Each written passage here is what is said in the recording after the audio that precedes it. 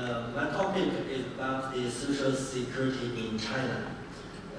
This topic looks some different from others, but I think it will give you a special idea of China. As you know, the 18th National Congress of Chinese Communist Party just finished about 1 week ago.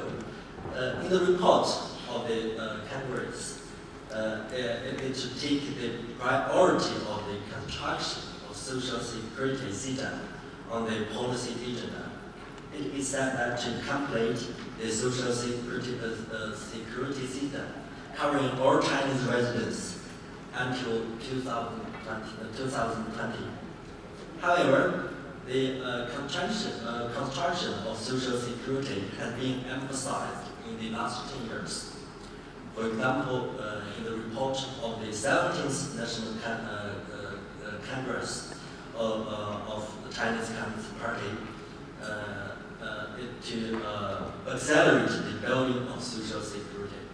And in the National 12th Five-Year Plan, it to build and improve social security system covering all residents, rural as well as urban residents. The background of the construction of social security is that China experienced higher economic growth in the last 30 years, but with the economic growth, the income gap also widened, and the Gini coefficient increased from less than 0.3 in the 1980s to more than 0.4 in last several years. In 2007, the Gini coefficient of China is about 0.47. And with the widening income gap, such social problems and social conflicts emerge in a relative scale in recent years. And this situation threatens the stability of the society. And this point is also confirmed by the 18th National Congress of the Chinese government. And it is a practical policy option to build a sound social security system to solve those social problems and to maintain a stable society. Accordingly, the social security system has the following functions. First, to improve social consolidation and social cohesion, and second, as a policy tool as redistribution and income equalizer. Third, as the safety net for the society, and fourthly, social security also is a very important tool for human capital investment.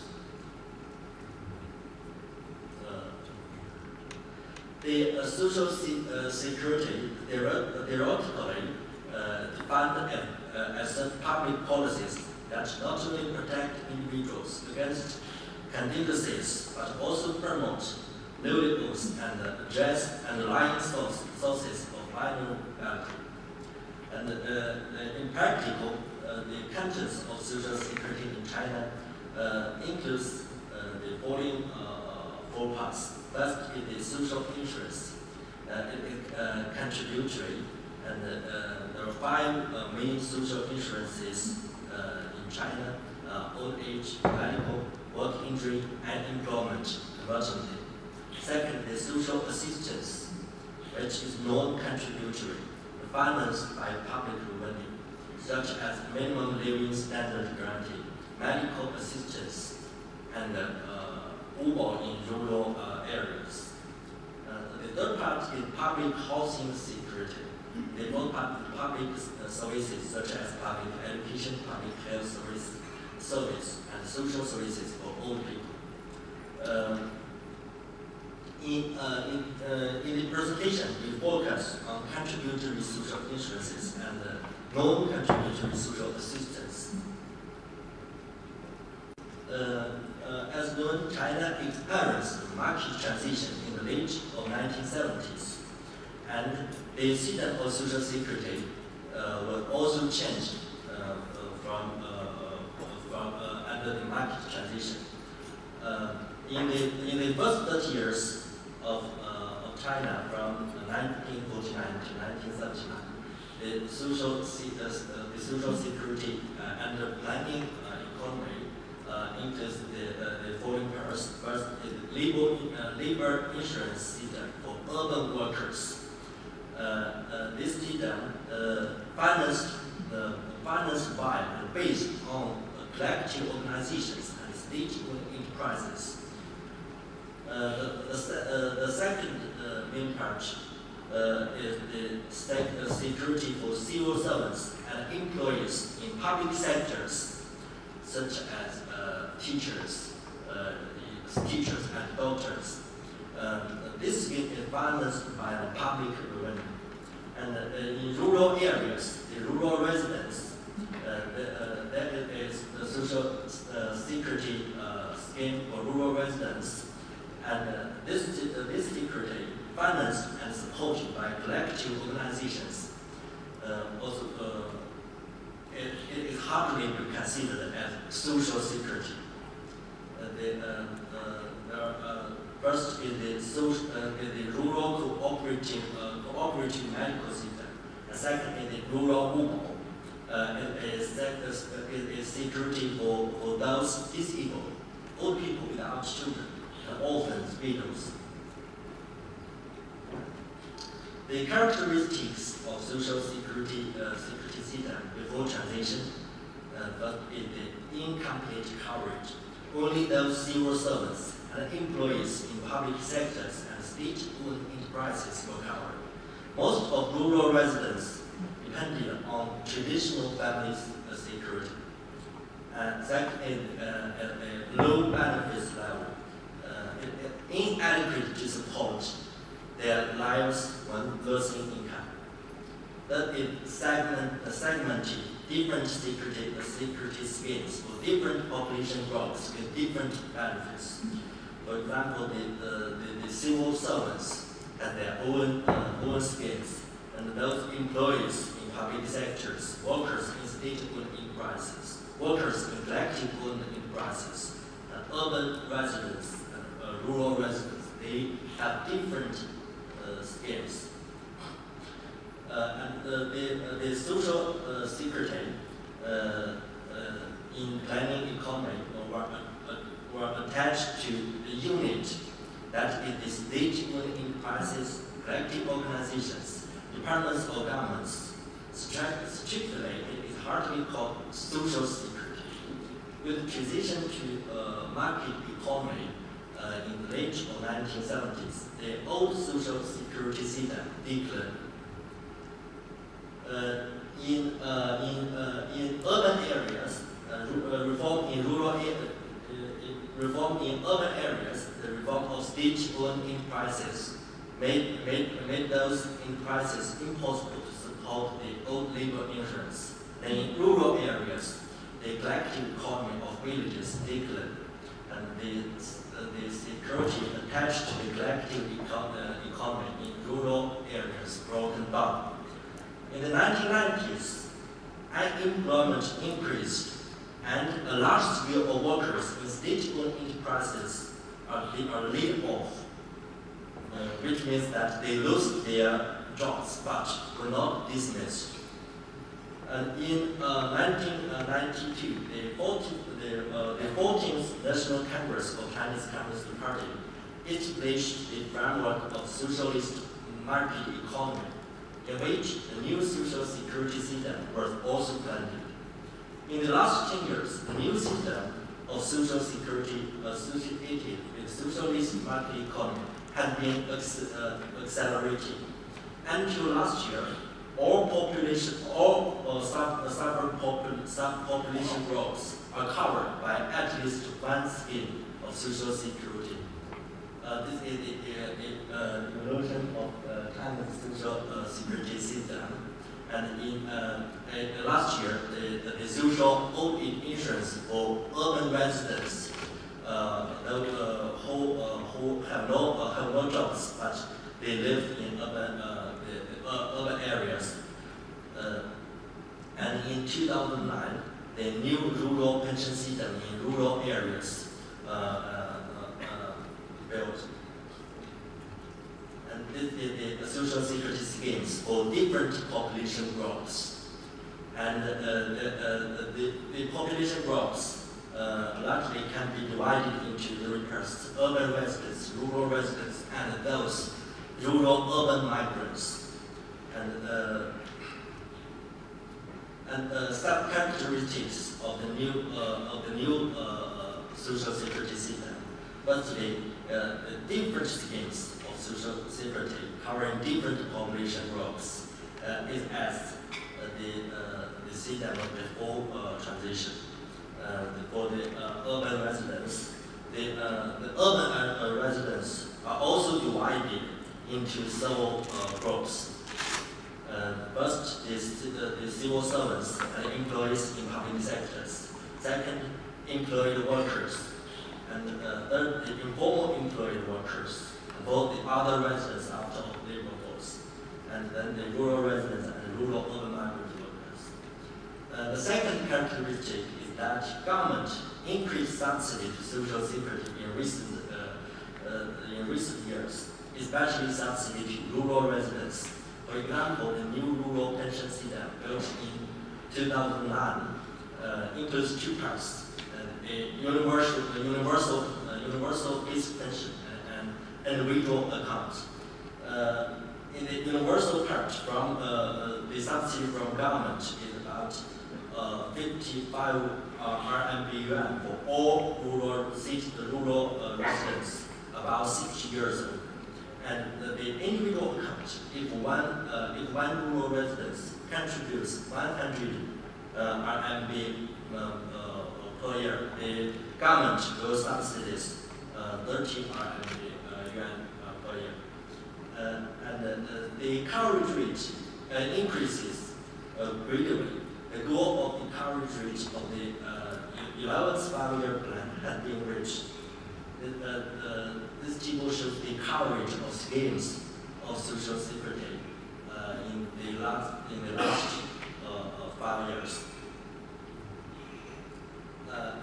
Of course, there are many challenges faced by the social security of China. The first one is the segmentation of the system, which was also characteristic before transition. The social security system segmented in two dimensions. First is the scheme segmentation, that is different schemes for different population groups, and it is difficult to transfer among schemes. Second, regional segmentation. There are different funding costs at provincial level, even at prefectural level and county level. It is also difficult to transfer between two polling areas. As you know, this segmentation is unfair. The contribution and the benefits are different for various schemes. And the civil servants, they have highest benefits without contribution or very low contribution. And the urban workers with higher benefits and higher contribution. The rural and urban residents, low contribution and low benefits. And it is another problem is that there is a large scale of migrant workers and floating population. For those migrant workers, it is difficult to participate in the social security schemes. Most of these schemes are based on hukou system, and most of the migrant workers are registered as rural hukou. Also, they work and live in urban areas. They are not recognized as urban citizens by urban governments, so they cannot participate in the social security schemes in urban areas. And it was difficult to transfer. Although they can participate in schemes in their rural hometown, it's costly for them to benefit from those schemes. The second problem is high contribution rate. According to the equivalent of central government, the total contribution rate, employer contribution plus individual contribution for 5 social insurance is about 41% of people. Actually, in some provinces, it is more than that. And even compared with other countries, developing countries, as well as some developed countries, it is higher. And it is a heavy burden on employers. However, most of the workers, given the too high contribution rate, they do not want to participate themselves. And this is the contribution rate of social insurance in some countries. And the third problem is the aging in China and the sustainability of the social security system. In the year 2010, the old age dependency ratio is about 11%, according to the prediction of the United Nations. This ratio will increase to 37 to 48%, which takes having financial burden to the fund of social security. Given the relative low benefits of social security in China today, it could be predicted that the expenditure would increase faster than income to cope with the increasing benefits.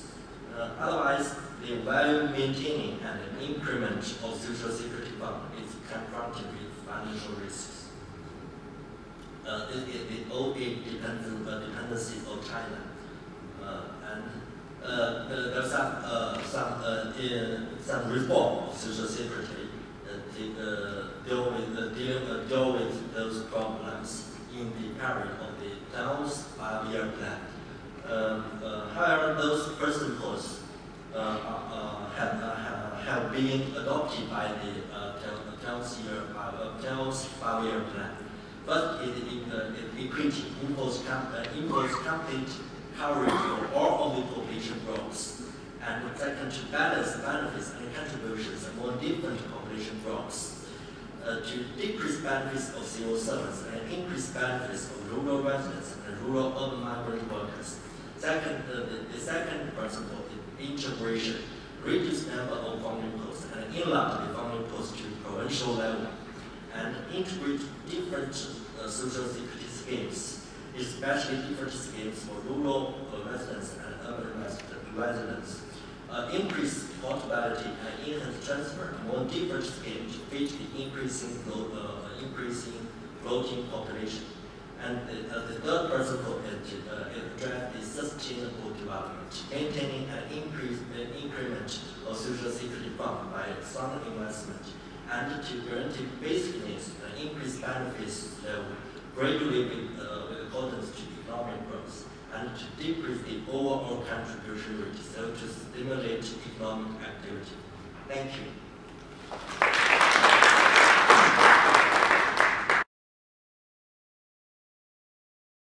Thank you, Zhen. And I think one important takeaway, except for the other than the very comprehensive details that you mentioned, reforms, is that being a civil servant in China in future may not be as desirable an occupation as it is now, given the reforms that are being implemented.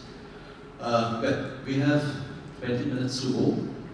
3 stimulating presentations. I'm sure you are absolutely wide awake and alert and eager to take part. So please come forward and ask your questions after following the usual rule of identifying yourselves.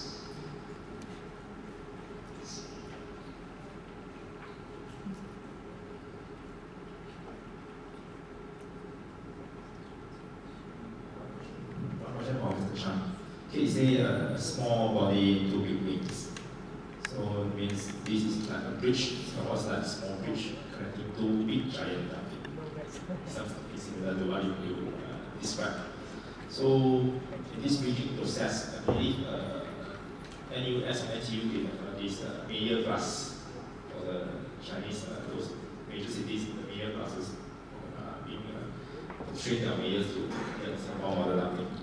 So if let's say Singapore is doing multi-channel dumping, like even organizing classes, conducting classes to train their mayors, so that's being torn apart. Will this process actually, in your view, will this process of training their, to speed up the process of helping their mayors to learn the Singapore model, speed up the process of torn this tiny body apart? What's the view of your view based on the description? Thanks. We will collect 2 more questions, and then have the answers in front of you. Yeah.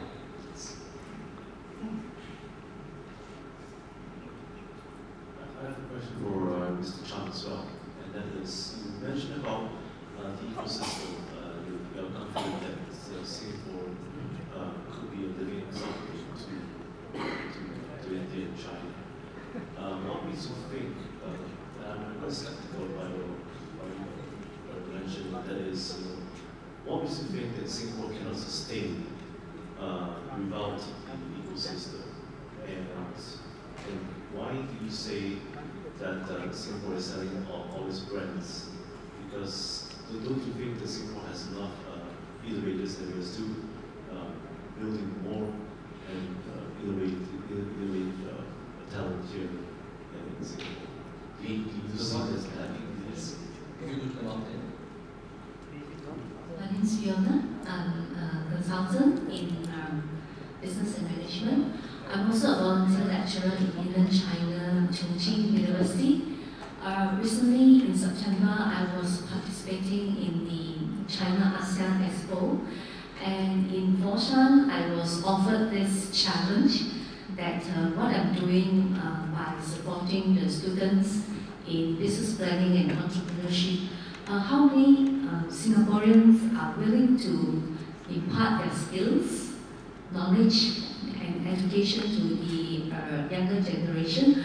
They are challenging me to set up something to groom up the students in China, especially in Foshan. So I'm still considering how I should do it because it's a big challenge. So I want to share with Mr. Chan that Singaporeans have the skills and education. Thank you. Mr. Johnson, all that for you. So Actually, I'm going to say that the bird example came from the professor. So I borrowed the bird, now I must shot it. Okay. In terms of training of government officials, we have done much more with China than with India. Because China, it's all because of one man. This guy is called Mr. Deng Xiaoping. Deng Xiaoping, when he first launched 改革开放, he was looking at some model to get some idea from. So he looked at Singapore and he told our PM at the time that Singapore's social order is good. You manage strictly, so we want to learn from you. You know, in China, if the top leaders say like that, they come and learn from us, all right. And therefore, we send a lot of teams to come and observe. And this, of course, eventually lead to this mutual learning experience called the Suzhou Industrial Park. And at the same time, NTU also started what they call the mayor class. Mind you, the mayor class has a support of organization, ministry, and there's nothing that can get moving in terms of training senior cadres without 组织部's approval. But because of this, if you happen to be in the training of cadre business, your business risk is high. Now they have a new 中组部长. If you go and say something else, overnight nobody comes. This was what happened in a sense because the former 中组部长李元朝 told NTU that we are really unable to spare the senior officials for so long a period, for 1 year. So will you be able to organize short courses instead? So this year, the number of officials in the male class has declined, but the number of short courses increased.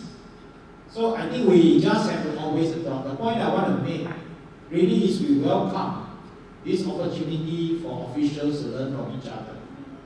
Both of China, India, even ASEAN countries. I mean, NTU also have very strong training program with ASEAN countries. I think NUS too, through the Lee Kuan Yew School. But it has got to be supported by the respective host governments. So yes, we hope you continue. As far as Sir, you raised 2 points. I never said Singapore was not sustainable. What I said was that Singapore does have some knowledge in planning for sustainable city because we master plan our city, we did the overall view, and we find that we can accommodate something like 6-7 million population in this small island of ours if we will master plan properly, design properly. So I think we do have some knowledge on how to do this.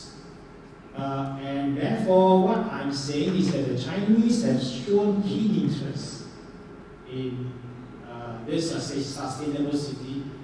So we cooperated in this project called TNT Eco City. And we are also doing another one in Guangzhou. The Guangzhou Knowledge City is also a kind of ecologically friendly, sustainable cities. Because we feel that this is what future city is supposed to be. We think that the need for this sustainable city in India will also be strong. Because India, like China, is also urbanizing, and they also face big challenges in environmental protection. And when you design a city means a place where everything concentrates, where resource concentrate, people concentrate, capital concentrate, opportunity concentrate, unfortunately waste also concentrate. So how to manage this in such a way that despite the concentration we can live well is a big challenge. And we think if we can find some model with the Chinese and some model with our Indian friends, this can be replicated in these 2 big countries, and eventually we may even can replicate it in Africa, in South America, because all these places are also rapidly urbanizing. Now if we can do this, then we would probably have done something which is useful to humanity. I admit this is a bit of a dream, okay? But this is something that I think humanity needs. As to selling a Singaporean brand name, I am expressing my own personal feeling. It is not easy to build up a brand name. A brand name stands for something. It's a statement of a certain characteristic. Usually it is something intangible. And you have to spend a lot of time in order to firstly explore this intangible stuff and then express it in certain tangible way. This, I have to say, is not something that we Singaporeans are very good at. We Singaporeans are very good, are better at grabbing tangible things and say something tangible. To grab something intangible and then make it tangible and then make people feel a certain intangible quality, honestly, is something that European Americans and dare I say Chinese India do better at. Because they have 5,000 years of civilization, 5,000 years of subtlety. Look at the poetry, look at the literary work, something that we have. They will catch up with us real fast. And yet, we are selling away a few good stuff that we have. So, I know why they do it, but as a Singaporean, I'm just expressing certain amount of disappointment and certain amount of sorrow. Okay, I'm a private citizen now, so I'm just expressing my opinion. As to your work in Busan, I wish you all the best, but I will just say one thing. The Chinese are very polite people. And they will try to encourage you by saying yes, we are going to learn a lot by working with you and so on and so forth. I mean, I go everywhere. They have said this to me. I would suggest that be open-minded, discuss a little bit further. This is something intangible. See whether we can discuss to become something a little bit more tangible or not. And then at the end of it, find out where the resources are going to come from, who are going to benefit. If we can more or less answer all these, it may become a viable business. I'm not saying that we must aim for certain returns and that kind of a thing. Very often in China, and I believe in India also, in fact in entrepreneurship in general, you don't go in expecting certain return. You go in, do the right thing, if the market starts to clap, that's where you get your return. So there's always this kind of a risk element, but certainly I wish you all the best because it is really something of exploring the strength of the community for global good. Thank you, and we just have time for 2 more very quick questions, and if you don't mind, I just want to check if there are others who want to ask because we can probably spare just only 5 minutes. I can see a hand right in the back and another user there, so if you could respectively come up. Maybe I'll allow the lady first. I'm sorry. Thank you for your presentations, very interesting, very informative. I'm Neelabra Sandeepan, I'm a master's student in law at New York University and National University of Singapore. My question is directed to Professor Hariharan and Professor Wang. Recently, China came up with this idea of having a flexible currency. Now, I wanted to know, how do you think that would affect trade between China and ASEAN and China and India? As you all know, Indian currency is not doing very well of late, and ASEAN, except for probably the Singaporean dollar, the currencies are not very strong. So, what do you think of that? Thank you. And yes, sir. You there? Yeah.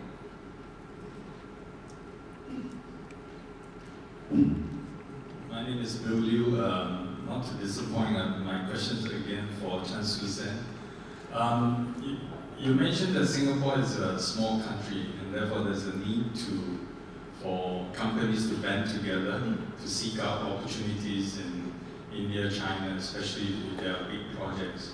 Now, from what I understand is that for smaller companies to band together, it is usually not very effective because they don't have the impact, they may not have the resources.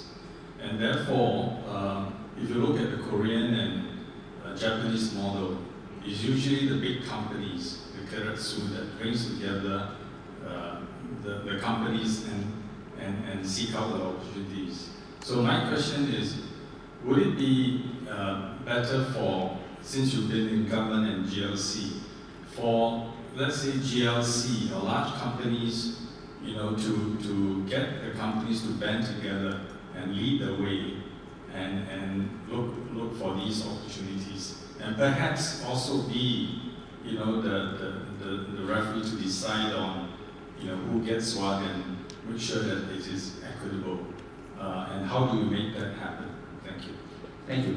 I'll ask first Govind, then Zhen, and finally Mr. Chansu to have the last word on this. But before that, I request each of you to take just 1 minute, because otherwise the whole panel will be heavily criticized for keeping people away from the post-lunch coffee, and also taking time away from Mr. Prakash Menon and Mr. Peter Ko, who have very interesting things to share.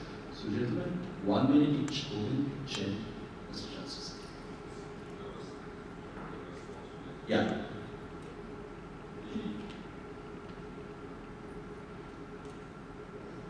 That's been an issue that's been very heavily debated in terms of the controls over the value of the currency in China vis-a-vis any other countries, in particular the US dollar. And so the gradual movement towards that has, at least according to the media, which is my extent of knowledge of this, has been a lot of communication, a lot of so to say, misunderstandings as well as a lot of pressure in terms of making China's currency become much more flexible. And so the movement towards that is, in most contexts, considered to be a trade enhancing aspect. And I think as opposed to in the past when you're at a point where you're still struggling to make ends meet as an economy, there's a difference from that point in time to one in which you have tremendous economic clout. So at a point like now is the right time for China to actively allow its currency to fluctuate according to market conditions, and I think that's what government has planned and has implemented. Thanks, Ruben. Mr. Wang Zhen has dedicated his 1 minute to Mr. Chan's to say. So you get 2 minutes and a chance to have the last word. Well, sir, I agree with everything that you say. How to achieve is the question. Because unfortunately, our businesses are very, very secretive. They don't share information with each other. I don't think they share information with the massive big companies. Neither do they share enough with the government. So I would say the issue is how to change this kind of mindset. You see, government departments, even PDB, can't be everywhere. In China, at the most, it can be in the main cities. But the opportunities for the small and medium-sized businesses may be beyond the small cities, beyond the big cities to the smaller cities, where $1 million can still go somewhere. You go to Shanghai, you bring 1 million US, I don't think they're interested. You go 1 million US to somewhere in Qinghai, maybe you can do something, but PDB will not be in Qinghai. The Temasek will not be in Qinghai either. So how to get a few small businesses and say, let's go to Qinghai and together explore this. So I think it's a little bit of a mindset issue. The marketing companies, when they invest in certain projects, I'm sure they'll also bring some of their partners and their contractors to go there together. But then the question for a marketing company will be that textbook also say you must work with the local. So whether you want to bring a contractor from Singapore over there or look for a local contractor who probably is more familiar with the local situation and maybe offer you better price and services. So these are all not easy trade-off. And that is why I appeal that we be bigger-hearted, take a longer perspective, willing to take a little bit more risk, then we can have all the different possible cooperation models all added together. How we do it, I don't think I can answer in 2 minutes. Thank you. On that, I'm very happy to bring this session to a conclusion. Thank you very much. Thank you, speakers, for making it a very, very lively session. And thanks for being a very patient and attentive audience. Thank you. Over to Mr. Dunn. Thank you all for joining us. On behalf of ISAS, Dr. Palit will now present tokens of appreciation to our speakers. Professor Govind Haikar.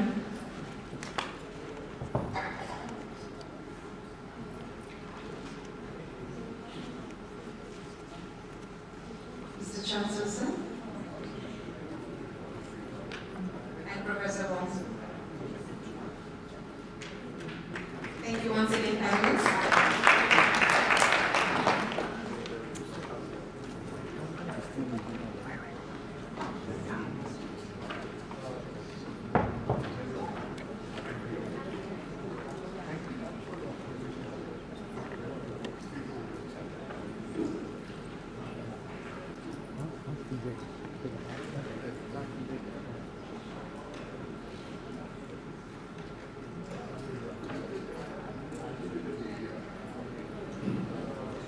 We'll break for tea now.